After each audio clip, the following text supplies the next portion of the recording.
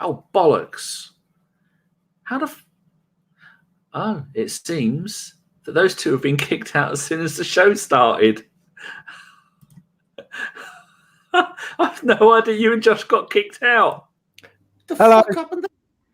I've got no idea. As soon as it went live, you two went. Pretend it didn't happen. What the fuck happened there? It's my black and white. Sorry, we are live. I do apologise, listeners. Hello, welcome to ABW Live. It's the Wolves game. And as you can see, a bit like the Arsenal, we're a shout of shit. Danny pressed go live, and it kicked me and Josh out because we're at the wrong ends. It knows what's best, Jace. It does know what's best. Right, guys, let's go straight into who's in the box. Kev Arsenal's first in. Gunner 93, Ant CL 1082, and 235 100.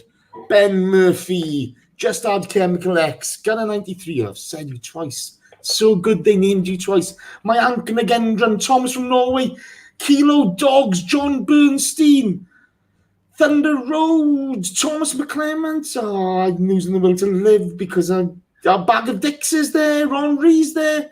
Hello, everyone. Yeah.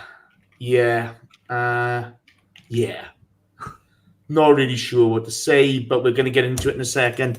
The magnificent Michael Harneman has piled into the £10 donation, and he says, Emery has to go. This is ridiculous. We just can't close out games and hold on to leads. Sorry, but today sums it up. We have a record signing sat on the bench. Leno saved us from a loss today. I think it's pretty hard to argue with that, to be honest with you. But we're going to get into it. And guys, I got to be, look, you know, we don't want to be abusive towards people, but you know, we're gonna call it the way we see it today because this just continually happens. Thank you, Michael, for your donation. All donations this month in November go to Movember. Okay. They all go to Movember. You can do it on Super Chat, but if you send it to us by PayPal, YouTube don't take 40-odd% of it. So, you know, it's one of those things that fair play to the guys. Danny looks like, I'm not going to say what he looks like, but you can tell him what Sean said I look like. My own cultivated sperm. What did she say? She said you look like a ball bag nonce. A scrotum-faced nonce was her exact words. I got to be honest with you. You look like you belong on a register. That's all I got to say. Okay? I am on a register. I'm a Parker. I want to register. And also, because Josh's company... Are we allowed to say, Josh? No. You can say that. Yeah. Josh's company are going to... Is they going to match or double it all? Double. So if you send us £10, we're going to put it into Josh's... 20. Yeah. Yeah, Josh's company are going to double it. That's going to match it. Yeah. He only told us that after I'd sent all of your money to my one. Because at the moment, our Movember is me, Josh, Ellis, and Shredder. And any money that is sent to Josh's Movember account, then his company are going to put double that in. So we're going to say all the money you send us, we're sending to his account. And if you're sending it again, if you're sending by PayPal, we're chucking it all into Josh's. Yeah. So the boys who are doing it, obviously Daniel here, who looks like fat shaven Bronson. We've got Josh, Ginger Harry Potter, and well, Ellis. I'm not sure what it looks like at the moment. They've got to be honest there, it's strange. But tell you know, Shredder's looking a bit dashing there, isn't he? Shredder? He looks like Shred looks. He should be smoking a pipe and drinking a cognac. What the hell's going on? Okay, let's get into it. So, this is the Wolves home game. With me today, we have Danny, the GFP. Say hello, Dan. Hello, John. Nice. We also have Josh Daw, the real Josh Daw. Say hello, Josh. Hello, Danny. Clever bastards. Josh, straight to you. Lineups. Xhaka not in the squad after last week's incident. Ozil in. Pepe out. Auba captain. What are your thoughts? I mean, I've been on this earth long enough to know you don't get what you want, and everybody was screaming out for the ultimate front three, with then Mesut Ozil kind of in behind doing his thing. But no, we ended up getting, you could say, Ceballos in for Pepe. He didn't start either in the last game from memory. But either way, it was an interesting lineup. I think we looked to kind of keep everything quite narrow. Wolves tend to pack their midfield, generally with a 3-5-2 as well. So we looked to kind of go similar but maintain the back four.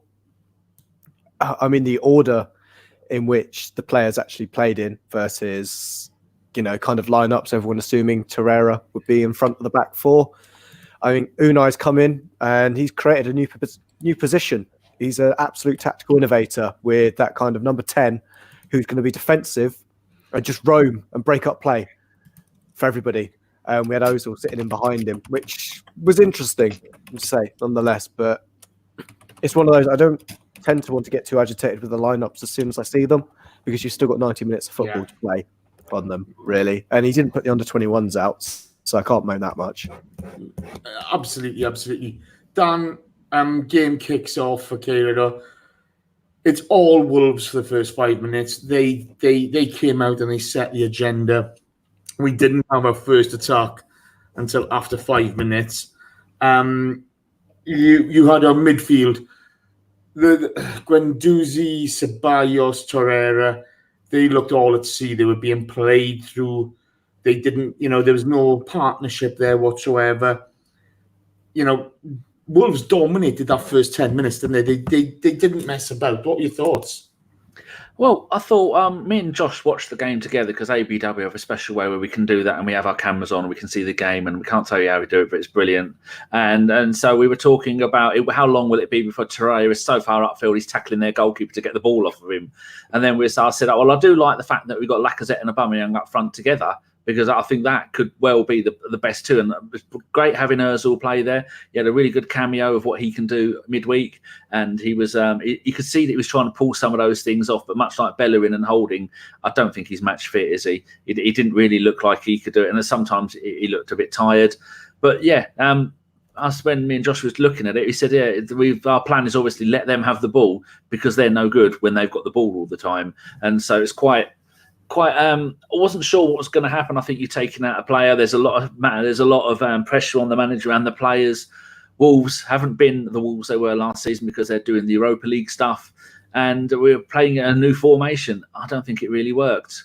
I think going 1-0 up was and then trying to hold back didn't really work. But then one of the first comments we saw in the box: why take Torreira off at 1-0 when you're 1-0 up and looking to defend? And yeah, I think that's it. It's strange, isn't it? We Josh, we couldn't get any foothold in the midfield. We were giving the ball away cheaply. All the midfielders were, to be fair. Neves fires one over from distance. We had to wait to the 17th minute to get our first shot on target. Aubameyang shot saved by Patricio after a long free kick from Luiz. It was hardly inspiring, was it? No, it was one of those. I don't think, it's all these bits and pieces where we're hearing from outside the club that players don't necessarily know what's going on and what they're meant to be doing. And as Danny kind of alluded to, with this kind of diamond formation, we've only seen it a handful of times. And I'm not sure we really have, what have we been doing in training against a side like Wolves?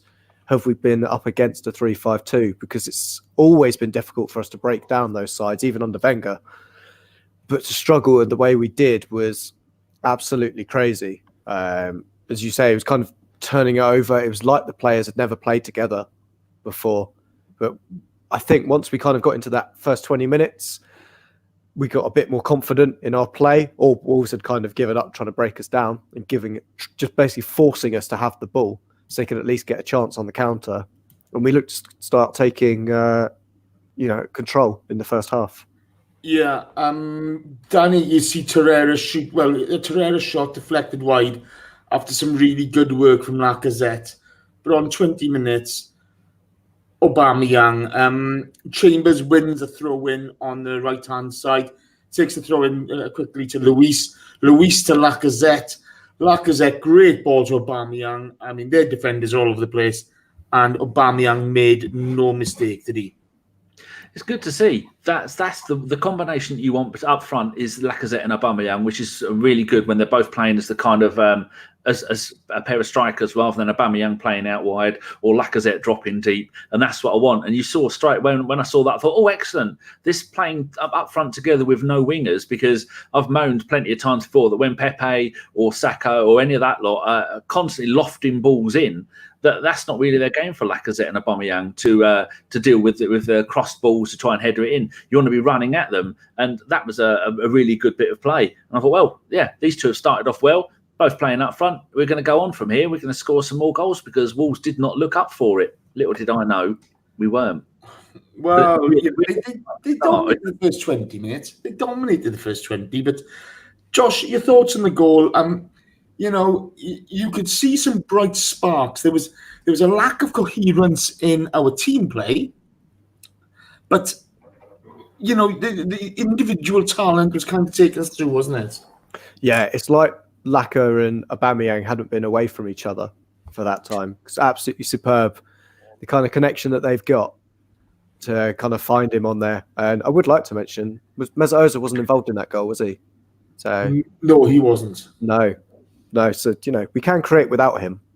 I just want to make sure everybody remembers that. I don't think he created a single chance in the first half. But in terms of actually the goal, superb work from Aubameyang, and that's now, what, his 50th for us? Yes. Yeah, it's his 50th goal in about 75-ish games. Yeah. So Dan, check PayPal, please. Carry on, Josh. Sorry, my apologies. That's all right. I forgot where I was. I was talking about a goal. It was you were making a sarky point on Ozil. Okay? Yeah. And then you were everybody's got that. You know, didn't create a single chance in that first half. Lacazette created 4 of them. Anyway, Lacazette just looked like he changed our forward line completely. It was great to have him back and him centrally. I think he was unlucky generally, but yeah, how clinical is Aubameyang? I don't think there's superlative for it to really describe how good a striker he is. And do you know what, Josh? When he first came here, I was really doubting him. Okay, I doubted his attitude. I doubted his ability to perform consistently. Wow! What a player! What a bloke! How fantastic is it that he's in our team? Absolutely fantastic. I can see what Danny has just put up as well. So there you go, Jace. You can read that, I think. Okay, my Anthem again slaps in with £7.48 just to annoy Danny. I love that. And he says, "Happy November, you cheeky monkeys. Please keep the shirts on and Carpenter for the Arsenal." Jesus wept. I think that might be the fact that I've taken 2 Movember photos this week and I've not put a t-shirt on for either of them. Well, I get your tits in, mate. Okay, I know they've got to pay the big money for your tits. Exactly. 22 quid. Fair play. Thank you, my Yank. You're an absolute star, mate. You're always there for us, and we do appreciate it. Danny, there you then have Patricio saving from Torreira. He saved from Lacazette. As a good save from Lacazette, actually, have some really good interplay from Chambers, Ceballos, and Lacazette. We were on top without dominating the game, weren't we? Yeah, it was quite weird to see. It's almost as if like we're almost on the verge of doing something, waiting for something to click. We're nearly getting again. Oh no, okay, try it again. And because Wolves were being so, they weren't poor, but they weren't as much pressure as they were, like you were saying, especially in the first 20 minutes. And we're looking like we're slowly building towards something. Got the goal, and I thought, well, we've got the goal. We're going to carry on. We're going to go and get another couple of goals, and then because Emery's definitely going to learn his lesson that if you need a couple of goal head start at home, and then you keep your defensive players on, you don't bring on attacking players. And that didn't happen. And I thought, well, sooner or later we're going to score. and it wasn't going to happen. Everything looked to slow down so much at times, and I think this is when bringing on Pepe at some point during the game would have been to change the style of play that we were doing, because having Ozil play there and having those two up front, like someone has put in the chat box, that Ozil looked good, but he had to constantly drop deep to come and get the ball. Ceballos, I don't think, had a good game again. That's back-to-back bad games for him. And I think when you've got three central midfielders and Ozil dropping into that central midfield a lot, I think that made the central midfield a little bit congested, rather than saying to Ozil, you stay behind the front two and we'll give the ball up to you. He had to keep coming back and getting it. Other people not doing their job. And like many people have said in here in the chat box, Guendouzi just all over the place. Not in a bad way, just in a confused way, and just trying to do too much, and this hasn't worked, and run away quick, try something else. I think he could do with being, look, this is the role you're going to do. You need to stick to doing this role, because when you run out of position to get the ball, then other people are going to have to cover, and then they're out of position, and then everyone is out of position covering for each other. There needs to be more of a strict regime of what you can and can't do. I mean, I think, and also seeing Torreira constantly up front, up right wing at sometimes. I couldn't agree more. I couldn't agree more, to be honest, mate. I look at it, the way he sets up his midfield. I mean, I really, really like Matteo Guendouzi. I really like him as a player. But he's been massively overrated by this season by people. The performances have not matched the hype. I'm sorry, they just haven't. But I don't think he's being given he's not being allowed to flourish by Unai because of the way he's playing him. And I think that's a big issue, because, at the base of that midfield, if you had Torreira just, managing and screaming there, then all of a sudden you're freeing up Guendouzi to go forward and not putting so much pressure on him. And I just don't think it works. Josh, there's a couple of incidents that really annoyed me, okay? Roman Saiss, Oliver let him get away with a bit on Lacazette end of the first half. Then there was a clear shirt pull when Lacazette had beaten him, trying to turn on the ball and what have you. No yellow card from Oliver. Why was that, mate? Because, it was like the third time he had a pop at him. It's one of those I think it's the way that Michael Oliver kind of referees games, doesn't he? There's one with Jota near the end that I thought could have been a red, with the way that he flew in with the kind of tackle on Ozil. Completely cynical, but I think that's what we kind of see from Oliver. He's a bit more card shy than the other referees that are in the league, compared to someone like an Atkinson, that's their way of kind of controlling a game, is through booking players. I think Oliver kind of rates himself a little bit more to try and calm the player down. Clearly, he did give him a yellow card after, later in the game, but completely agree with you. But I think it's just the way the ref managed that game. I think we probably could have got away with it. We didn't get a single booking in that game. Yeah. How often have you said, Sokratis absolutely loves a yellow card, doesn't he? We can't deny that. So does Guendouzi. Neither of them picked up a yellow. So I think it's just the way that we saw that game being refereed was a little less card happy. And Don one says in the box that Oliver not a bad referee. I agree with you. I do agree with you. I was just a bit annoyed by that, because it wasn't the first time he'd gone at Lacazette, and it was just clear and deliberate. And obviously, with what happened with them with Mesut later, it should have been red. But to be fair to Michael Oliver, I don't think he was bad today at all. He's a good referee. Dan, you see Doherty have a shot saved by Leno. Oof, he kept us in net, didn't he, at times? Was that one that he palmed away? Yeah. It was nice fight for him, but you've still got to make the save, haven't you? Was that in the second half? First half. Right. There was one in the second half where I screamed at Josh. He doesn't like to hold the fucking ball, does he? There's far too many of those that he palms away rather than trying to catch, I suppose. But if you do try and catch it, and you don't catch it, then he's gonna drop it. So maybe palming them away. He seems to be pretty good at it.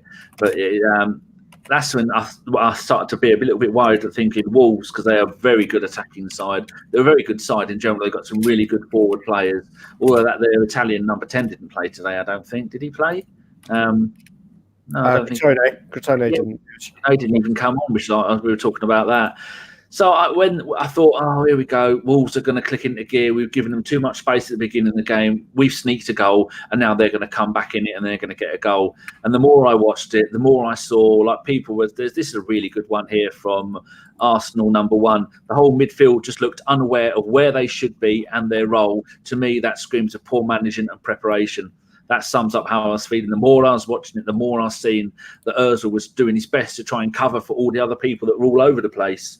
There was, I think the rest of the team, apart from the midfield, again, we've said all season, the midfield is a mess. The 2 strikers, perfect. The goalkeeper and the back 4. I think Chambers at times gets a little bit too far forward. And Tierney was very, very quiet today, wasn't he? That was another surprising thing.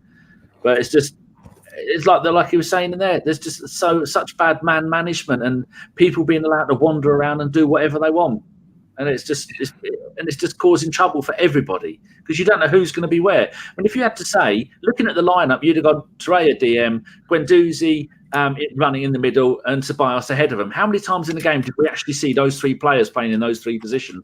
We didn't, did we? No, we didn't. Guendouzi was at the base, wasn't he? And kind of replacing that Xhaka role, which I think is something that Unai is looking to do, is try and replace him in that kind of way. Yeah, but I'm not being funny. You're asking a hell of a lot of a young player there, aren't you? I mean, you're asking a hell of a lot of Xhaka to do it. To be fair, yeah. and to me, you could see where we missed Xhaka today. Okay, and we'll go into that a bit later. But you saw, Josh, the half ended. You had a really good bit of defending by us. Guendouzi with a good block and Sokratis with a good block. They were coming at us at the end of that first half, so it was nice to see the guys. They were prepared to throw their bodies on the line, weren't they? Yeah, definitely. It's good to see that.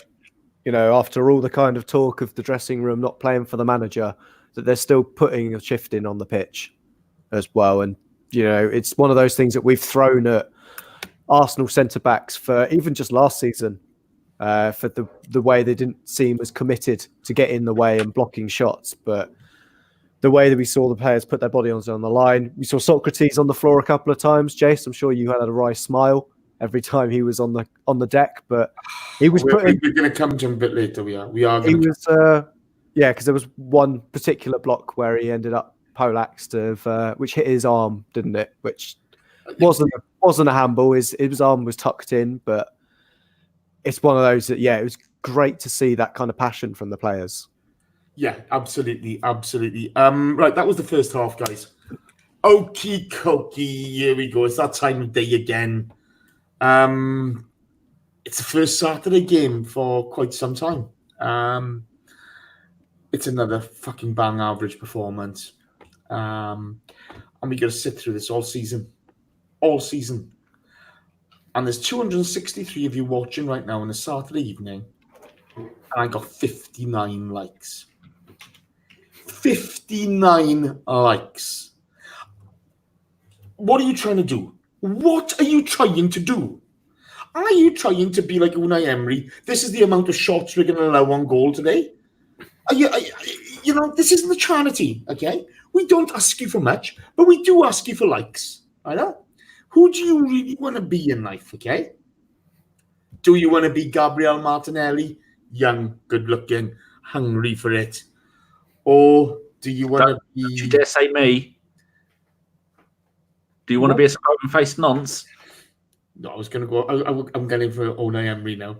Or do you want to be like Unai Emery, overthinking everything, hesitating, just really, fucking it up on a regular basis and not delivering at all? I get 81 now. That's not really good enough, is it? It's not really good enough, and you're embarrassing yourselves. You're embarrassing yourselves. You're embarrassing your friends. You're embarrassing your families. Can I please have 150 likes? Toot sweet, please, because I'm really not happy. I'm gonna watch this crap. Okay, it's just embarrassing, isn't it? My niece the other day, she said, "Who do you support, Uncle Jace?" And I said, "I support the Arsenal." She laughed at me. She laughed at me. She fucking laughed at me. Okay, she's 6. She's 6 and she laughed at me. Is that because you said arse though, Jace? No, his dad's a Man United fan. I mean, wow, she must. Her household must be full of laughs. She's 6. She don't care, does she? You know, no. She just laughs at the hell of it. It was her birthday. She's happy. She's got new Converse. She rocks. Okay, but guys, come on. 89. That's not 100 yet. I need 150. Come on, tappy. Let's get going, people, because this gets harder every single show. Every single show, this gets harder to do. So onwards and upwards, peeps. Second half kicks off, Dan. Good early pressure from us. It comes to nothing, though. You had Leno making a really good save from Neves. What kind of struck me about us was, you know, when we had possession and we're kind of in, you know, deep in their half, nobody's committing to the run. People pull out all the time, you know.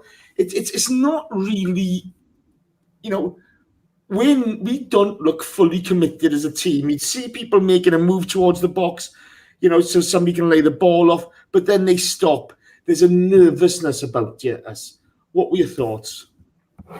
When you said that, that made me think of the number of times that as we weren't playing with wingers, that you would see Chambers running down the right wing and doing his best. He did some really good footwork for someone who is a centre-back, right-back, defensive midfielder. He's got some good feet, and we've seen when he got 3 assists in one game that he has got the ability to get that stuff in, but nothing was working for him down that side. And I was saying about Chelsea are winning. I was saying about Tierney, that he had a quiet game, but somebody in the chat box put that he was busy marking someone the whole game. And someone also said this is the first game that Tierney's come up against a decent team and he's really, really quiet. I hope that isn't the case. I hope that maybe it's because he's starting to play more games, that he hasn't got that all that energy that you would have when you first start playing for the first team after making your way through from the League Cup and the Europa League stuff. Yeah, Adama Traore down the right-hand side there. And that was lightning. He is lightning, yeah. Yeah, so I don't think we're going to see this tactic again. I mean, its best place to try is at home, where you can get away with more errors. Possibly not try it against a team like Wolves that don't need the ball to win games, that are massively quick. They're a really predatory team. They're one of the most exciting teams for me in the Premier League last season. And for us to try a complete new formation and tactics against that, with such lack of tactical discipline in the central midfield, we can't play and expect the likes of Chambers and Tierney to try and be the ones that are going to come up the side and create play. And then seeing, Chambers is probably going to go and try and make a run with the ball, and then he's going to look up and go, well, actually, I've got to get past Torreira before I can even have a cross. And all this stuff, there's too much stuff going on there, and it was quite frustrating at times because you could see we've wanted all season, Lacazette, Aubameyang, Ozil. Now, I know I moan about Ozil a lot. I moan about him because he's such a good player and he's not done it. So it's brilliant to see Ozil playing. I hope he continues to play and it will eventually start working. But it's just everything else that was around them. Defence are okay, and the front ones are okay. But yet again, usually it's the strikers that aren't getting the service. Ozil was one not really getting the service to try and give the ball to the strikers. And I think this game has shown that we do need to have Pepe and someone else playing out wide. So I think we're going to probably end up going back to Aubameyang left, Pepe right, because that does seem... Is more creative the right word, or does it give it more stability to the side? I think it's hard to put my finger on exactly what the problem was. It wasn't good. I thought he should have gone 4-2-3-1 today, okay? You know, I think he's trying to fit too many players in the team. I was about to say that. He feels like Ceballos has played more games for us this season than any other player. And we're going to get to him in a bit, okay? Because he's having some today. Again, he's fucking having it. To be honest, I like the formation we went out with, to be honest. Wolves tend to line up with 3 at the back, and the best way to combat 3 at the back is 2 up front rather than 3. Maybe so. Keep them occupied. We got the heralded Mesut Ozil back in the midfield as well, creating for them 2 players he needs in front of him, making decent runs. I think overall that front 3. He didn't really set up that way, did we? You know, Ozil was out wide at that point. But let's go into this, Josh. Lacazette firing over after a really good counter attack. Aubameyang and Ozil involved. he kind of got under it, didn't he? It just didn't fall nicely for him. Yeah, he was unlucky. I think Lacazette is probably one of the most unlucky world-class strikers in world football, isn't he?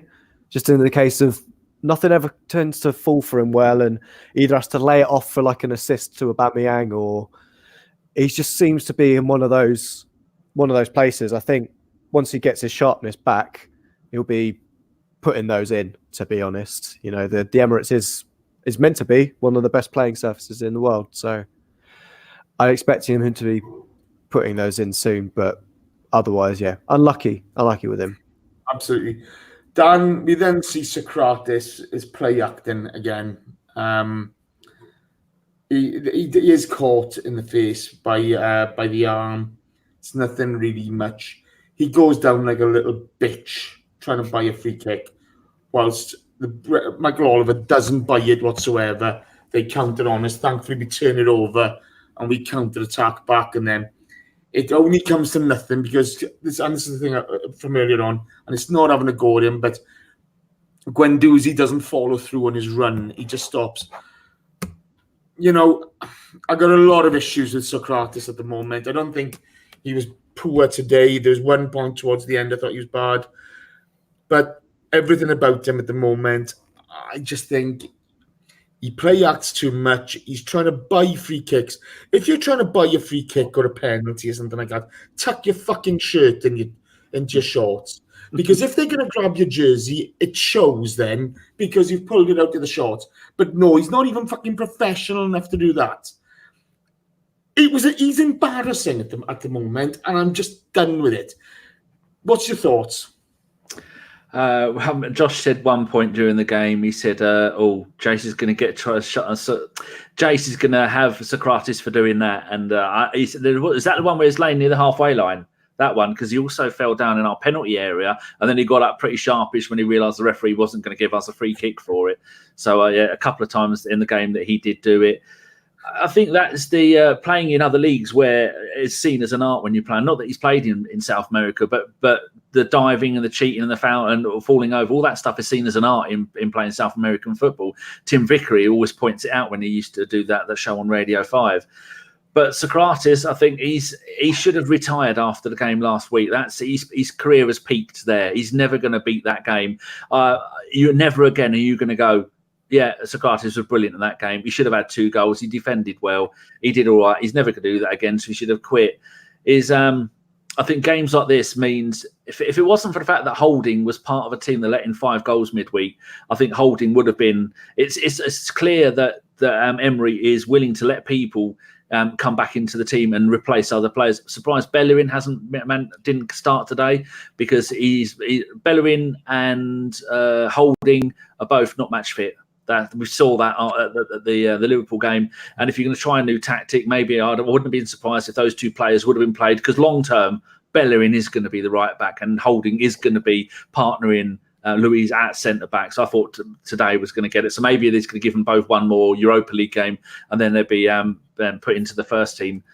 So it's I think when we get there, we are going to get more stability at the back, because they're going to be our best players. And then if he has our best players in the team and we still do shit like we did today and things still don't work out, then I think it's not the board, it's 2 blokes. I think then they might well reconsider his position, especially with the January transfer window coming up. If the likes of Xhaka do want to go because of all the stuff that's gone on, and there's a couple of other players that might want to go, then there's no point giving Emery money to go and buy new players in January if he's going to be gone in the end of the season. So there's going to be so much stuff coming up, because everyone in the chat box, nearly everyone's had enough of him. They're all going on about how tactically unaware he is and how it's making everyone's life harder. It's very frustrating. And then we're watching the Liverpool game and watching them from 1-0 down. And stop talking about the Liverpool game. You've gone on for long enough there. Yeah. Jesus wept. I lost the will to live halfway through that. I love you, Dan. There's just so many irritating things about the game. And we can all see what's going wrong, but it seems Emery can't. And that's what's so annoying. Dan, we've been saying this since the last season, okay? Last season we were saying this. Yeah. There were things that were obvious there. And he's not addressed any of them. And why isn't he them? Why doesn't Dan, I don't know. And to be fair, I've kind of had a gutsful of it because, last year when we brought it up, and we were bringing it up around this time last year, during the winning streak, you're getting slagged off for having a pop at the manager, and you're just thinking, well, hold up here, we're not really slagging him off. We're just pointing out that was awful. That was really poor. We seem disjointed. There's no cohesion there. When we're not, and I don't care if you're going to play progressive, exciting football or if you're going to play defensive football. I don't care. But pick your tactics and get them right, okay? And he's not got anything right. If you want to be aggressive in one half and defensive in the next, fine, okay? But it's almost as if his coaching style is schizophrenic. And he can't settle on anything. And it's not exactly a shock we are where we are at the moment. It's not a shock we are where we are at the moment, because this has been happening since last season. He had his arse saved by Rambo and Xhaka in the middle with 3 at the back last season because they really pushed him through. Okay, that's all forgotten by everybody because the witch hunt is on for is on for Xhaka at the moment. But they really dominated midfield, and unfortunately, with Rambo getting injured in that Watford game, it kind of fell apart again there. But he's a man with no plan. I mean, look at his substitutions at Liverpool. We're coming on that now. No, I was going to say the Liverpool one. He did exactly the same thing as during the Liverpool game. We needed to defend the lead. At 4-4, he took off an attacker, put on a defender. And then when we were winning 5-4, he took off a defender and put on an attacker. Did exactly the same thing today, didn't he? This is the thing. It's if you didn't think this was coming from last season, I'm asking you, what were you watching? And you can turn around to me and you say, I wanted to give him the benefit of the doubt, and I think that's fine. I think that's right and proper. But this has been like a train coming towards you. It's in slow motion. And it's just not stopping. It's just continually carrying on. If he's still got his job tomorrow morning, I'll be a bit shocked. They are going to give him... Yeah, I'd sack his ass. I'd sack his ass in May. I'd think it'd be after the Leicester game, if it's at any time. No, that's probably okay, because if you lose that badly, I see your point there. Not even badly. If we want to, should we go through the table now, or should we go through it? No, let's finish the game off first, please. Yeah. Josh, I want to come to you first. Then I want to come to you on this, Dan, and I'll be back in a sec. We see Lacazette subbed by Martinelli, replaced by Martinelli on 59 minutes. Martinelli comes on, looks sharp. Now, I think Martinelli has earned his right to have a go there. You get Sice chopping down Ozil. Should have been a second yellow. Then Saka coming on for Torreira. At this point, I'm fucking flabbergasted. I'm genuinely... I think Saka's done well for us this season. Flabbergasted, but not surprised. Well, exactly, but this is the thing. I think Saka's done well, but he's hardly been a beacon. And if you wanted to inspire your £72 million man, put him to the bench and then bringing him on later on in this game was exactly the thing to do. So, Josh, you first, then please pass on to the beardless nonce. So it's back to you, Jose. Nice. Walked into that one. Right. So I thought Martinelli coming on, kind of a good substitution as well. We said, good. He's coming on. I went, excellent. Yeah, needs some minutes. That does show that Emery is a little bit aware that is one positive thing, that if you do well in the League Cup, Europa League games, you are going to get a chance in the Premier League, doesn't it? Yeah, and he needed I think if Martinelli was going to come on, he's shown himself as being pretty good as a central striker. So with him coming into that system next to Aubameyang, I think made sense. Saka coming on though, I think that confused me a lot. I assumed that was then the start of us moving to maybe a 4-3-3. Yeah, because that was 13 minutes later. Because you said at the time, where's he going to play? I said, well, it looks like he's going to go Saka left, Aubameyang up front, and Martinelli, well, probably right. Yeah, and then Martinelli, well, I don't think he's ever played on the right of the kind of, not for us anyway. You know, he came in pre-season on the left. Yeah, played a striker. Yeah, played a striker for us for the majority of the other games. And then we got Saka coming in, who appeared to take up a position in that diamond, but didn't really know where.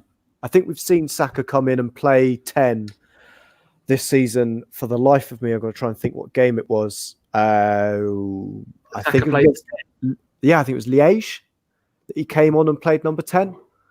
We have got quite a few young players that their roles haven't been defined yet. He's trying to play in any one of the front 3 or 4 positions. Yeah, it's when we had the 4 kids up front, Saka came in and played behind the central striker. And that's where I thought he'd probably end up. But still, it's very odd that of the choice of you've got on the bench at that time, that you're going to bring Saka on and not maybe Willock. You know, Willock's we saw against Liverpool. It's absolutely superb in the first half against them. You know, not too great in the second half, and got, to be fair, a superb goal in that game, but wondered why maybe he hadn't come on instead, shore up that midfield. You know, you're bringing a more attacking player in Willock, so you're still getting the same kind of benefit of taking Torreira off if that's what you're looking to do, but at least shore us up. So I'm not really sure of what Emery was going to do. Unfortunately, I don't think anybody in the media is intelligent enough to ask him such a question. They'll just ask him mundane questions like, I don't know, what's Xhaka doing today?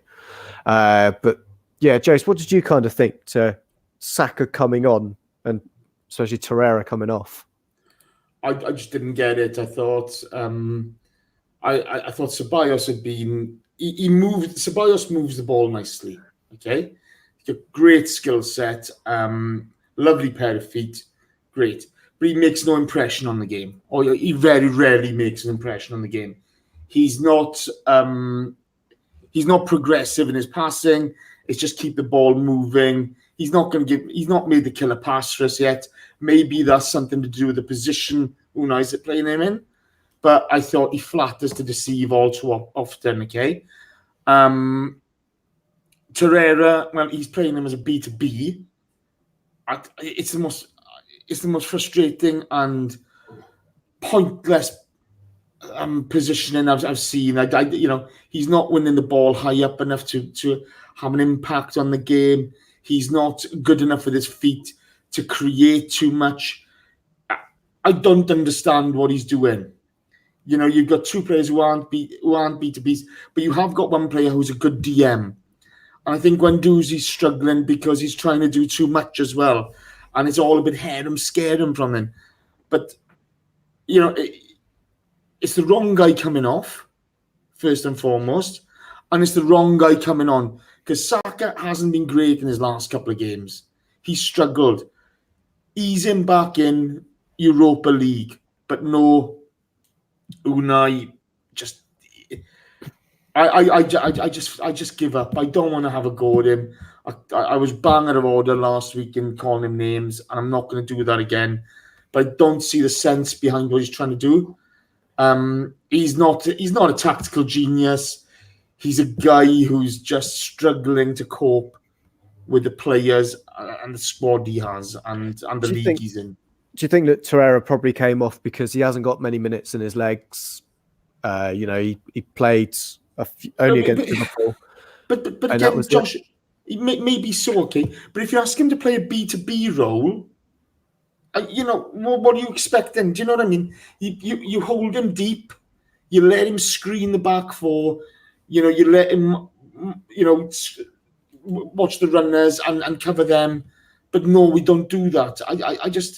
I don't get what Unai's trying to do. And the players obviously don't either. They don't get it either. And, you know, it's frustrating, and it's going to cost him his job, and he'd have nobody to blame but himself. So there you go. At one point in the second half, Ceballos got the ball near our corner flag, and I thought, right, he's going to sprint with the ball now. He jogged off with it, and they took the ball off him. And I remember thinking at the time, is he knackered? Why didn't he run really fast with the ball? And then at that point, I thought, this isn't going to look good. look, he's talking about flatter to deceive. Okay. Somebody had a pop on me last week. Oh, he's having to go to Ceballos again. Well, that's because he does fuck all. Drew's got a message for you. I know, I've just replied to him. I mean, yeah, to be fair to you, Jace, and as I say, one of the big things that has come up is Emery's poor communication skills. How many native Spanish speakers are in that midfield of ours? 2? And then Mesut Ozil, who spent 3 or 4 years in Spain. Guendouzi is the only one there that doesn't speak Spanish. So that's going to be the interesting thing of, like you say, irrespective of what Ceballos is going to do, pretty sure he understands what Emery's telling him because they both speak the same language. Well, I don't think this is the thing. You've got people saying that, he's even confusing in Spanish. So I don't know. I think that's one of the things. I think it's looking at the rest of his coaches as well, because he is a head coach. There's at least 5 other people in there in that team. You've got Carcedo.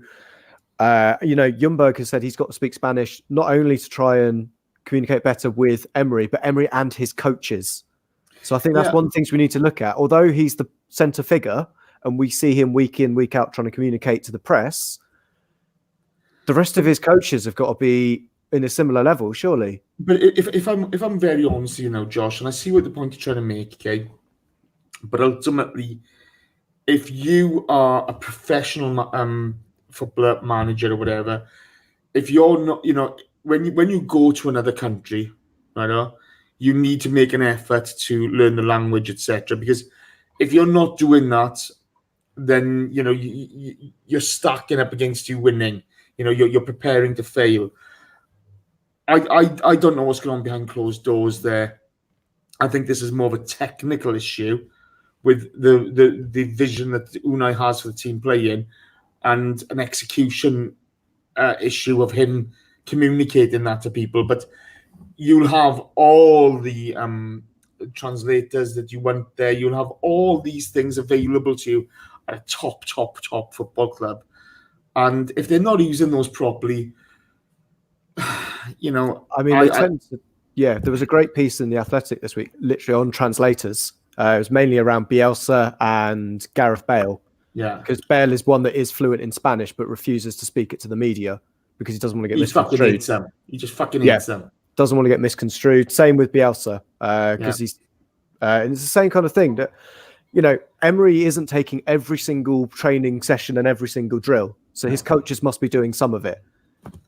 Yeah, but he's telling his coaches in Spanish what they should be doing, because it would be mad that he speaks to them in English to do that, because they're all Spanish speakers and he's trained with them for years and they know exactly what he wants from them. So I think it's one of those that going against one man because of what you perceive as his thing, I think the issue's bigger.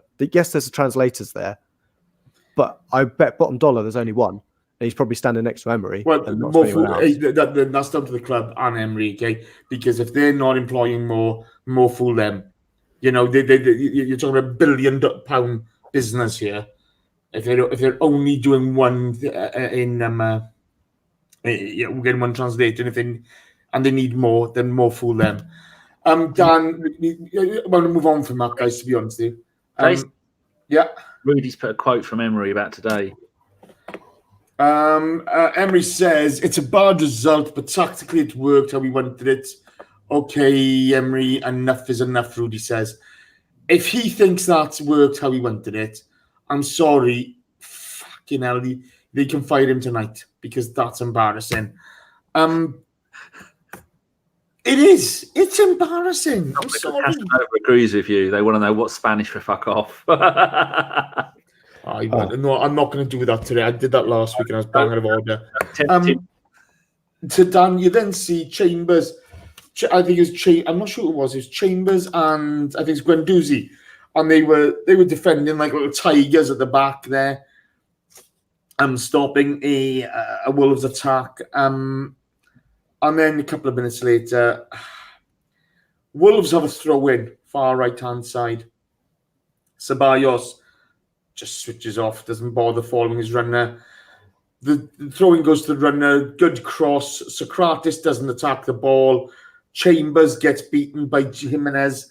Jimenez coming onto the ball, and Jimenez scores, makes no mistake. Is that a good cross, Jace? I thought it was a hump. He just lumps it in, doesn't he? He just lumps it in. Ultimately, I don't want to give him any credit for it because he just knocks it higher into the air, into an area. Well, we've made it look good because Sokratis doesn't challenge for the ball. Jimenez has done superbly to get a run on Chambers. Superbly run. He's done well, okay, but I'm looking at Ceballos and I'm thinking, you fucking show pony. It's him and Tierney, isn't it? It's him and Tierney. No, Tierney's got his man. No, he's not. Tierney is marking space. Watch it again. Tierney is marking. I may be wrong, but he just lets his man go, like he does all too often. Dan, what were your thoughts on it? Because it fucked me off properly. Well, this is one that me and Josh discussed as it happened because they showed quite a few replays of it. First of all, we went, "Oh, that's Chambers' fault." Then we showed see it from another angle, and you realise that when the Wolves player has got the ball for the throw-in, and there's Tierney and there's Ceballos standing near the other bloke.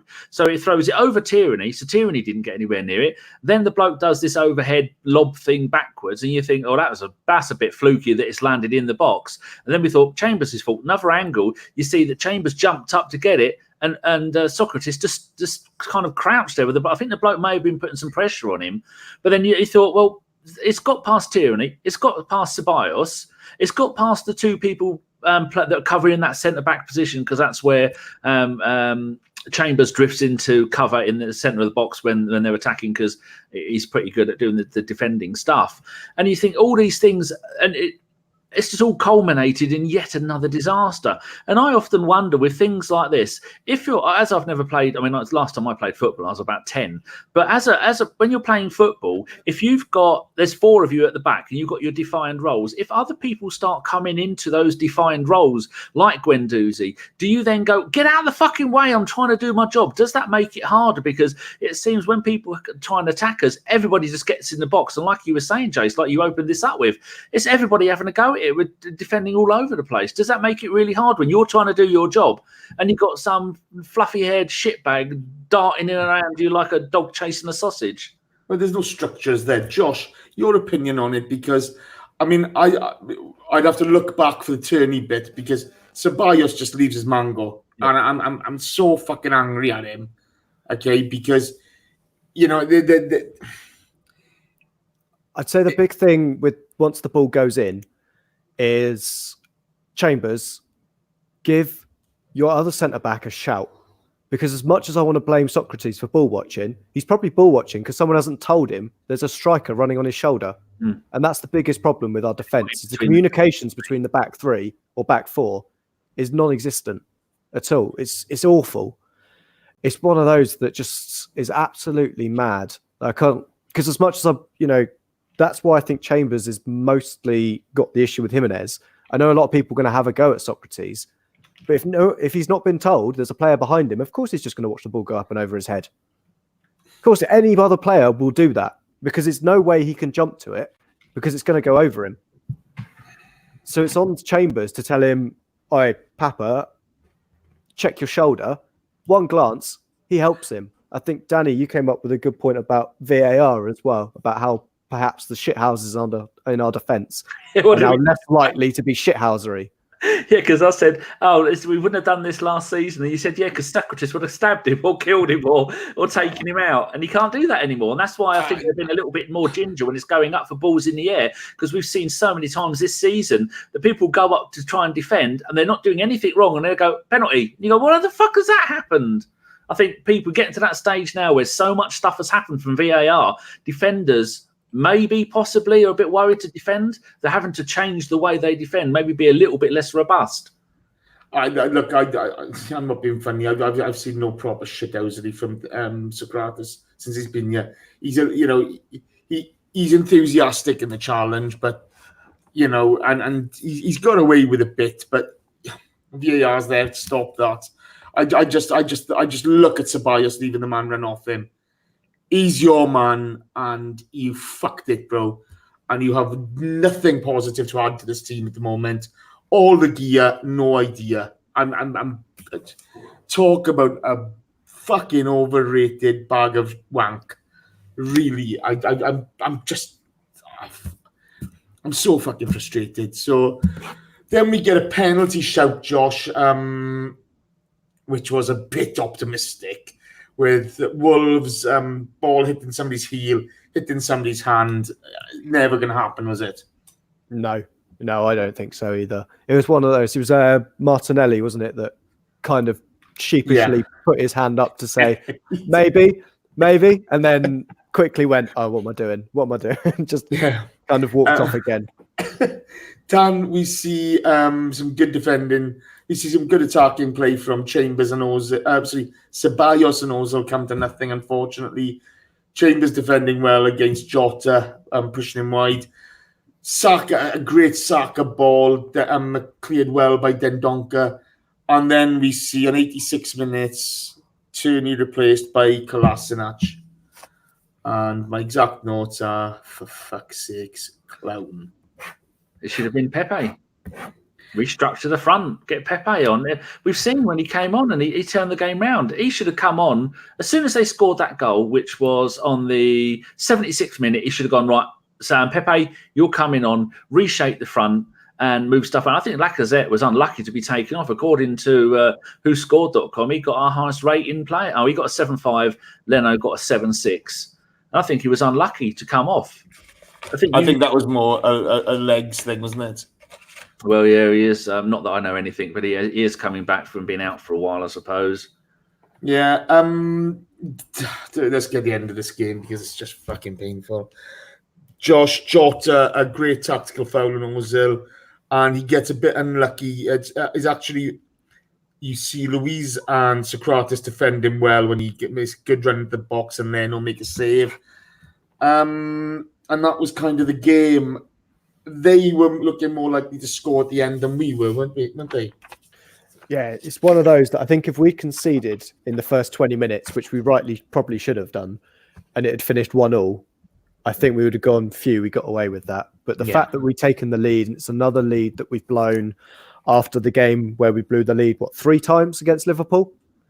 Yeah. It's kind of starting to become a bit of an unwanted trend in the side. I'm sure I saw something. Yeah, I'm sure I saw something about. I'm sure we've lost the most number of points from winning positions this season in the league. It's annoying. I'm sure we can go to the table in a second and really go into it. Oh, the league table. The league table. Yeah, actually, I want to go there straight away. Okay. Shall I go through it? If you like, I want Jay? both your opinions. First of all, I want to bring up this. These are the stats from today's game. Okay, it's just the basic stats. So we have 58% possession. We have 10 shots to their 25. Shots on target, 4 for us, 8 to them. Corners, 8 to us, 9 to them. Fouls, 6 to us, 15 to them. Okay. I'm not going to moan with the officiating because Oliver, to be fair, if he ever makes a mistake, is pretty genuine. But this shots allowed on target issue, shots allowed on goal and shots allowed on target issue, if that doesn't tell you that there's a problem with our midfield, I don't know. You either need a fucking saucepan in the face, okay, or you're never going to get it. But Josh has got a new frying pan he can lend him. I've cast iron. It's like 2 kilos, that thing. You're going to have the face on the other side of your head. Well, crack on. Your thoughts on this, boys, because I'm exasperated. Yeah, I mean, in terms of the shots versus the shots taken, well, I've seen half our fan base want Jose Mourinho in. So if that's your problem, that's going to continue on. Okay. In terms of the actual where we're in the table, things we can actually control, then Danny had it up a second ago. Currently, Chelsea currently leading. If Chelsea and Leicester win this weekend, we are 6 points off top 4. And the 3 teams that are behind us are 2 points: Sheffield United, Bournemouth, and Brighton. And Sheffield United got promoted last season, and they're only a point behind us. That's pretty damning. If you actually look at it, okay, Liverpool on 31 points. Right? We've just entered November. We are 14 points behind them already, okay? We weren't going to challenge for the league, though, Jace. I don't mind, but we're only 12 off Watford, who are bottom of the table. Okay, Is it the bottom of the top? We're closer to the bottom than the top of the table. Okay, on points, our form is fucking atrocious. Okay, you know, you look at the teams we've actually beaten, the teams we should beat. You just look at the body language of the players. They do not believe in what Unai Emery is selling. You can see it on the pitch. It's Groundhog Day, and it's not getting any better. Okay, you know, when you're continually leaving that many shots on your goal, then teams are going to score. It's not rocket science. Dan, your thoughts, because I'm genuinely, you know, I've only got 112 fucking likes as well. What's going on there? 150, please. Come on, let's go in. Disgraceful, Jace. Danny, can you at least give us a good thing and can you just highlight the team in 13th at the moment? but seriously, boys, you know, I mean, you know, what do you think the club are going to do now? You know, what do you think the club are going to do? Because nothing's getting better, Dan. Well, I think part of the problem is the fact we have so many. Most teams would be happy to have a Lacazette or one Aubameyang, one Pepe, maybe even one Martinelli. We have got too much stuff up top, and then trying to fit. It's going to be impossible to try and fit those three into the team without having to play Aubameyang out of position. So he's tried it today, but it hasn't worked because we've got no width on the sides of the midfield. We've got no positional discipline, and so it worries me when that is the first time we played that formation that I can remember. And I remember in the last days of Wenger, he was changing formations. We were playing 3 at the back one week, we were playing 4 at the back another week. Whether he was doing that because of who we were playing against, or whether it's to keep moving things around to try and get a system that was going to work. And I think that Emery is at that point already, where he's now changing stuff around and playing. I mean, there's so many things. I'd like to say to him after the game, right, Torreira, why were you doing this? If I was the manager, but then it's probably because the manager's told him. Someone pointed out to me a while ago, Torreira won't be doing the stuff he's doing unless Emery's told him to go and do it. That's because very rarely would a player ignore a manager and just go, yeah, I'm a defensive midfielder, I'm going to go and play right wing. So maybe it's Emery, but then like when the press conference, you ask Emery, why is Torreira playing up front nearly or wide right? Then he'll start talking about what players he picked and what shoes they're wearing and stuff like that. People have pointed this out that I've seen on Twitter. The journalists will ask him a question about this and he'll answer a question about that. And they're saying because he doesn't understand English, I think maybe he's just deflecting it and not wanting to answer it. And it's just, we have the players to play and do well. But the players, like you were saying, Jace, they either don't believe in him or his system, or there's confusion going on, or the whole thing's just an utter mess. But we have a squad that if a proper man, imagine if Wenger had that squad. I mean, I'm not a Wenger's fan. I don't want him back at the club. But if Wenger had that squad, I mean, poor old Wenger did what he did with Giroud up front for so many years. And now, but Dan, I don't want to go back to the old manager, okay? I don't like bringing him in on this because it's, you know, we don't want to use anybody as a stick to beat Unai with. We want to look at what's happening on the pitch, okay?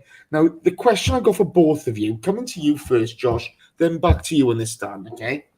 Everybody's favourite midfielder at the moment is Matteo Guendouzi. I think he's a wonderful talent. I really like this kid. He's going to be brilliant for us. Yep. But at the moment, I'm not sure Matteo in the role that he's been played in by Unai is best for this team. I think, you know, when you look at the players available, a 4-2-3-1 is probably the way to go. Right? You know, you've got good fullbacks, 2 holders in the middle, and I would go Xhaka and I would go Torreira. Okay? Mesut, Pepe, Aubameyang, Lacazette. That, for me, should be a starting 11. What are your thoughts? Josh, you first, then on to Danny, please. It's a good lineup. I'm thinking with that much firepower in front, yeah, I'm not too sure on our defence with the rest of it. That's the only problem. I would like to see Torreira just in as a shield on his own. When we're talking about Torreira and the position he plays for Uruguay, it's actually at the base of a diamond. So he doesn't want another player next to him. Okay. You know, he's got to be there as a defender. And now that we've got David Luiz, and if we say play Chambers at the back next to him, we've got two players that can bring the ball out. So we don't need to have a Xhaka or a Guendouzi or a Mesut Ozil or a Dani Ceballos trying to pick the ball up off the centre-backs necessarily as deep as they currently do it. They'll still need to do it in certain occasions, but I think that will allow us to then play our midfield naturally higher up the pitch. And then, yeah, I would have Guendouzi in there. And to be honest, probably not Granit Xhaka. I'd probably switch Granit. I wouldn't have Xhaka in. Maybe Mesut Ozil, maybe Dani Ceballos, or Joe Willock is a good option as well. Having a really nice young dynamic midfield like that in there. And then that front three in place. You know, Pepe got double figures for assists last season. So did Lacazette. So in terms of creativity, we've got that on the field as well. We've just got to get the ball to them. The only thing I would say is when we brought Torreira in, I don't think many of us said we needed to play a holding midfielder in every game with the Arsenal, right? We should be able to come against a lower league, a lower team in the division and play with someone like a Xhaka in there. You know, we don't need an out-and-out defensive midfielder against the likes of, you know, your Man Cities, your Liverpools, probably your Leicesters, maybe a Chelsea. Yeah. You'd want someone in there. But so against someone like West Ham, do you need a dedicated defensive midfielder in there? Not really sure. Let's wait and see, is it? Because, you know, West Ham have beaten us last season, haven't they? So, you know, this is the thing. That's my kind of throw out. That's the team that came to head. You know what I'm talking about. You're talking about like a Burnley. Yeah. You don't need Torreira against a Burnley or a Newcastle. I see the point. I really see the point. Dan, your opinion on that? Because, you know, football's a game of perspective, isn't it? You know, there's many different opinions here. But what do you see when you look at this team at the moment? Confusion, lack of discipline, unorganisation, lack of belief in the manager, maybe even at times lack of belief in themselves. There's... Hi, Alexa. Thank you very much. That's what Alexa has to say about it all. Mumble. Everybody knows, somebody put in here, I can't remember who it was now, but they made a very good point. Our team picks itself. It should pick itself, like you said, Jace, with those ones up front. If you're the opposition and you're coming to play Arsenal and it's got the front four that you mentioned, you're going to go, oh, fucking, we're in for it tonight. And it's just the midfield. The defence is going to sort itself out soon.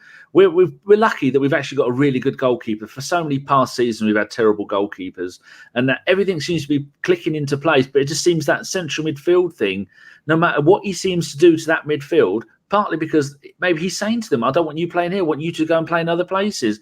I think if we could say to those players, you're going to play in this position, do it properly, do that for a few games, that should sort everything out. We saw last season, Torreira getting 5 man of the matches in 6 games. I mean, that says it all about him, doesn't it? If he did that again, that would solve so many of our problems. Yeah. Well, we'll wait and see. You know, I think, you know, where we're at the moment is if you're Edu and Rule, okay, and Josh Kronk, you're looking at this thinking, shit the bed. This is not going in the direction we wanted it to. So, you know, questions will be being asked of Unai. And if they're not, then we are stuffed. We really are stuffed. But today he was... I don't even know what to say, but it wasn't inspiring. It wasn't insipid. It was just... It's just Arsenal we've come to expect recently. We don't, you know, we have them the lion's share of the possession, but we don't really dominate the game. We don't really create that many chances. We don't leave in that many goals, but we're allowing an awful lot of shots. It's just shit. We were at Wolves level, weren't we, really? A team that got promoted I don't think we're that 2 good. seasons ago and went to the Europa League. They're a Europa League side. Yeah, but I don't think we're that good, mate, to be honest. I think we're... as well. I'm just really, really, really... I don't know, I'm just upset at it all. Sorry. Right, let's get on to questions, is it? Because, Jesus, I need therapy. Michael Harneman, Danny, I'm going to start with you. Michael Harneman asks, Shall we let the opposition score first next game? Let's Get see it out. if it's a different result. If we let them go 3-0 up, then we're going to play attacking football straight away. Leno will be top goal scorer. 3 own goals at the beginning of every game. That's the only way we can. It's like the Jason Statham film Shock, where he has to keep shocking himself to actually get on with it.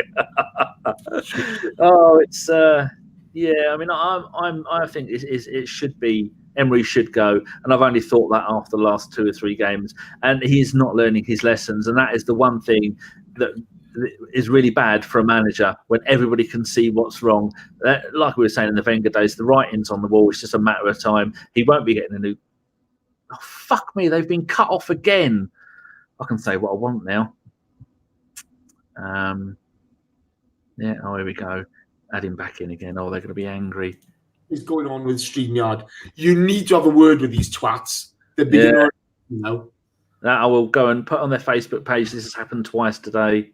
Yeah, StreamYard, stop fucking about. You bastards. Apologies, dear listener.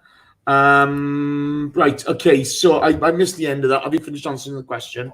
Oh, I probably didn't answer it at all. Good, okay, that's fine. What I said. Probably nonsense.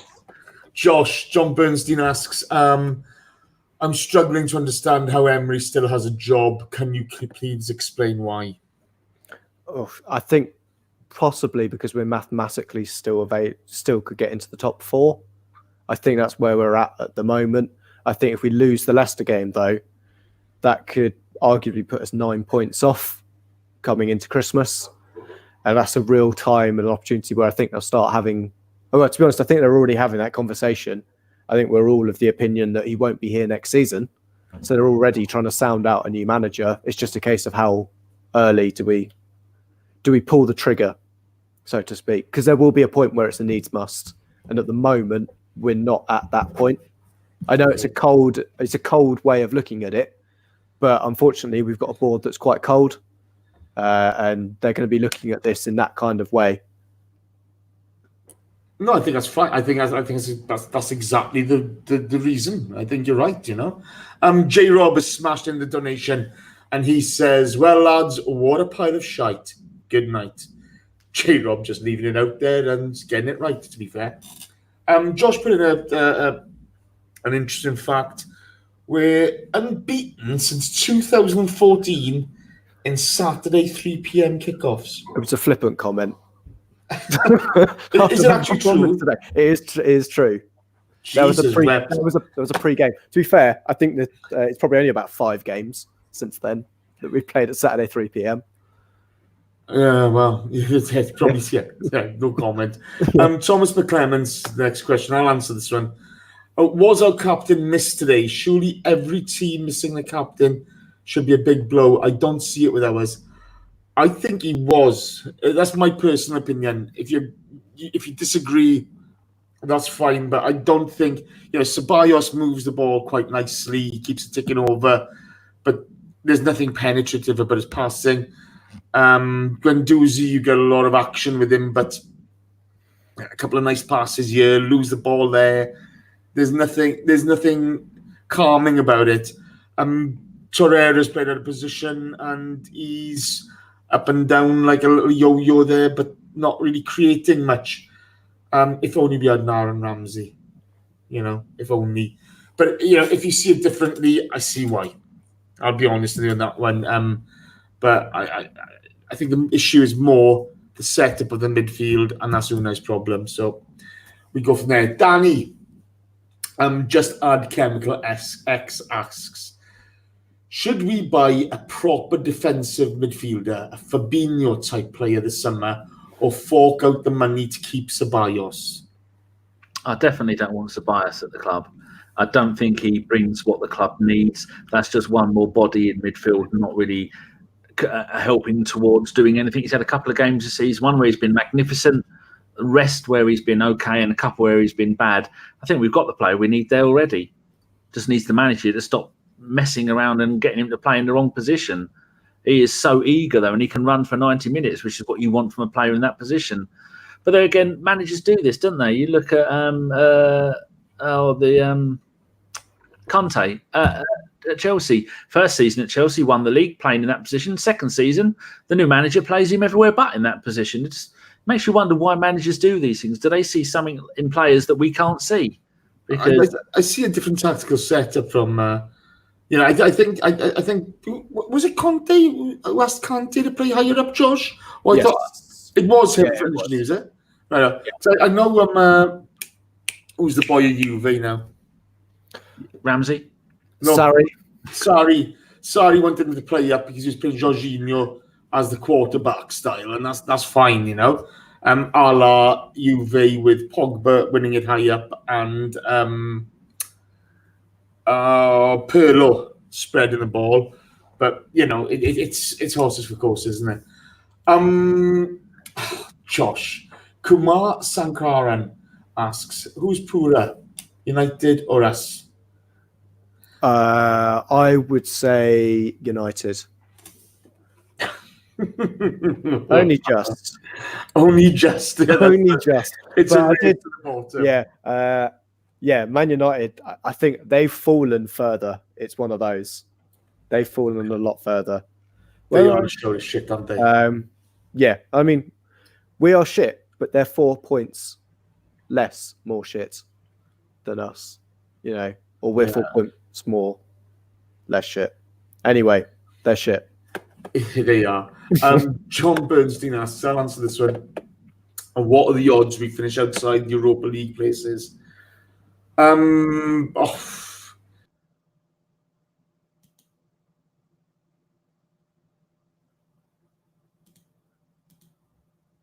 they gone again? Oh, for fuck's sake. Don't say anything, Jay. So I'll go and message them. Remember, it's beta software and it's still in beta, and that's probably what's going on. Maybe they're changing things. To those of you who aren't listening on live at the moment, what's basically happening is StreamYard have chucked myself and Josh out of the call a couple of times. So apologies if this isn't flowing. There's not much we can do about it, unfortunately. Especially when I'm not looking at the screen and didn't realise you were gone. I was doing it. That happens. Aryan Hadari smashes in with a donation and he says, "It was nice enough of Monsieur Welsh to bring Pepe into the club, but now he has to bring in Nagelsmann as well." John Welsh, you've got a bit of work to do, pal. Okay, so sorry, what were we saying? Outside the Europa League places. No, I don't think we will finish outside the Europa League places, simply because there's too much quality in the squad. Champions League, that's the be all and end all for us this season, and that's the flip of a coin. Hopefully, Emery gets it and sorts the problem out. But I don't have any faith in that happening. So, there we are.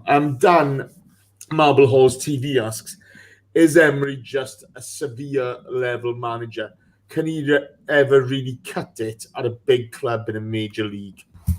If you're a mid-table manager and you go to a top club, you're not going to want to risk stuff, and because you don't want to lose your job. You want to make sure, I would imagine, that you don't lose. Because if you don't lose, then you're doing all right. So if he wants to try and do new things or try and push it, he doesn't want to risk losing. We've seen so many times this season that he is. That's the kind of formations, that's the kind of way, that's the kind of style that he plays. Someone who seems to be worried about losing. And when you've got the players we've got, you shouldn't be worried about losing. You should be worried about not winning. I think that's a great answer. Well played, Dan. That's it. I'm leaving. I've peaked. I just think that's a really, really good answer. I'm like, Sokratis after the last game. I'm done. Well played, Dan. Sorry, Josh. Cyan Besh asks, we all know what Emery is doing wrong, but is there anything he's doing right or positive? Oh, I think... No, hang on. There's something at the bottom of this barrel. Give me a sec. Get my arm in. I think the way that we're bringing players in is quite good. You know how Tierney, we've kind of gradually brought him in? I think Pepe, we got that completely wrong by throwing him straight in. But, the way we saw, Torreira, we kind of eased him in at the beginning of his career. Guendouzi was... Actually, no, he started straight away. But that kind of way that we've brought players back in and kind of that injury management seems a lot better. Okay. I think there's a positive. Yeah, I think that's Yeah. fine. And this is the problem. I kind of like Unai Emery. As much as I think, he's doing a lot of things wrong, and there's like I'd sack his ass. I'd have sacked his ass last year. Okay, in May, sorry, we all know that, but it's not nice to feel that about anybody, and it's unfortunate, but there you go.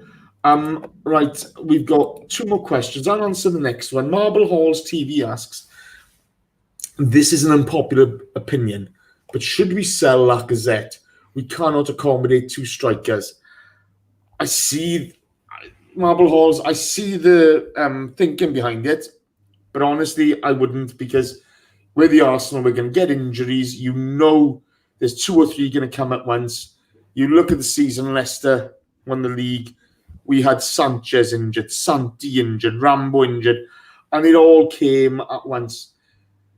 If you haven't got these guys ready to play, you may need to rotate Aubameyang, Lacazette, Pepe, all these guys. You're going to have to, but you need them there. You need the bodies, and you need goal scorers. Otherwise, it's very difficult. Last question for all of us. Danny, I want to start with you. Michael Harneman asks, do we get rid of Emery now rather than waiting till the end of the season when we lose Auba and Laka if we don't get top 4?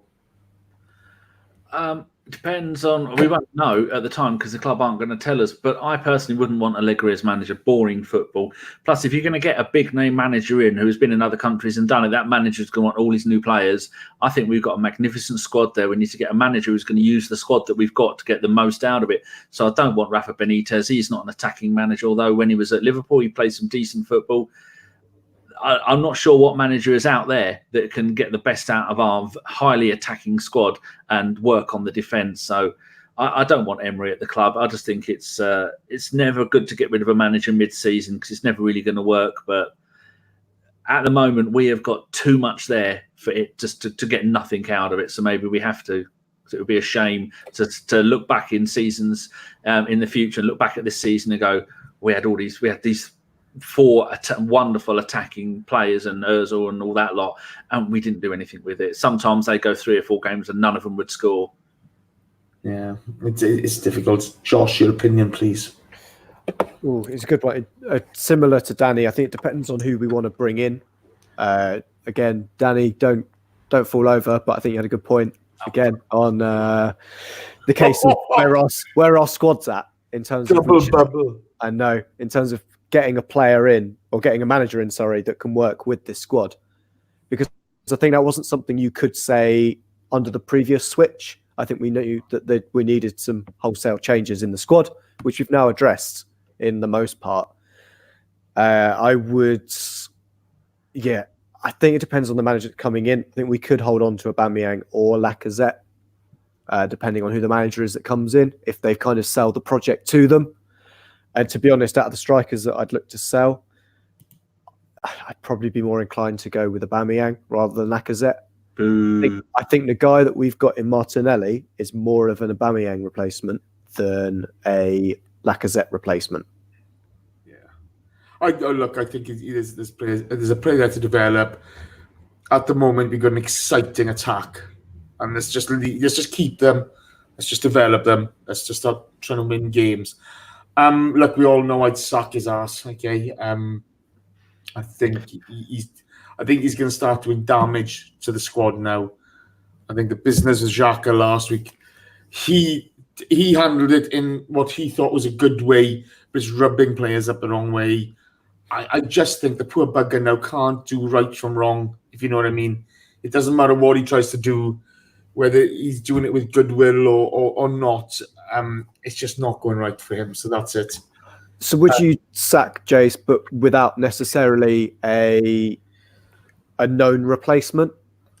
Look, I don't run the club, obviously, okay? But if I'm in Raul's position, there's always somebody at the end of that phone that I can get who come in to take care of the team till the end of the season, okay? Whether it be a Rafa Benitez as just a holding manager, right, Rafa? We want to go a different way than you. but we need Champions League. Do me a favour, come in, you get a £5 million bonus if you get us there. You know, something like that. That's down to them, and that's going to be the real tail of the tape with the likes of Edu and Raul.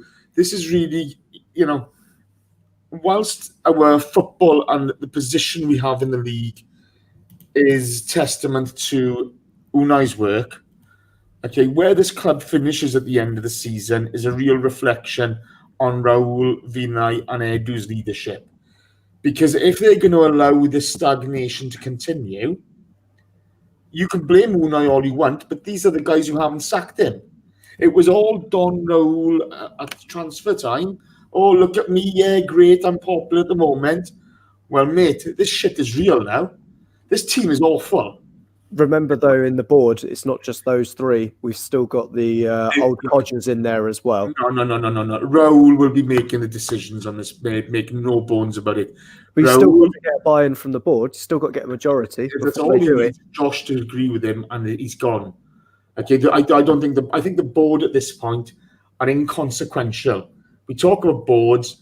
The only people that matter: Edu, Vinay, Raul, Josh. That's all it is. Okay, that nothing else matters. All right? If they want him gone, he's gone. Yeah, absolutely. I'm just trying to put it out there because we saw things in the Athletic that and other places. Not the Athletic, but we saw it come out on Twitter. So we've all seen it that some board members wanted Emery to sign an extension last season. I don't think it is one of those main four that were in that camp. I don't think it is. You know, I think it's just a reminder to everyone that the board is bigger than those four. But if you're looking at our form last season and you're genuinely telling me let's give him a long-term contract, you're a fucking imbecile. You know, that's my opinion. To whoever that person was, they're an imbecile because the football was shit. Okay, you're being saved by a guy who you're letting go for nothing. Okay, you know, and it just doesn't make sense what's happening here at the moment. It doesn't make sense, and the leadership it's going to take, and it's got to come from Raul, it's got to come from Vinay, and it's going to have to come from Edu to turn this around. It's time for them to stand up. They don't mind taking the plaudits. Well, you're going to have to fucking do something about this because this is going nowhere, and it's going nowhere quickly. So that's it. Ending to our Josh. No, I would say, Danny, I think you win the bet that Jace managed to drag this out for an hour and a half again. Oh, we were hoping for 25 minutes, but 1 hour 26. Hold up, you've been including this. I've had enough of you lot. Anyway, we haven't even got 150 likes. That's going to be my other thing I'm going to say. Yeah. Chat box. You're shit. You should be ashamed of yourselves. You're more Unai Emery than you are Aubameyang. Okay? So, don't no more excuses. If I haven't got 150, by the time I say goodbye in this, you're all fucking rubbish. I mean it, okay? You're off the Christmas card list. That's the end of it.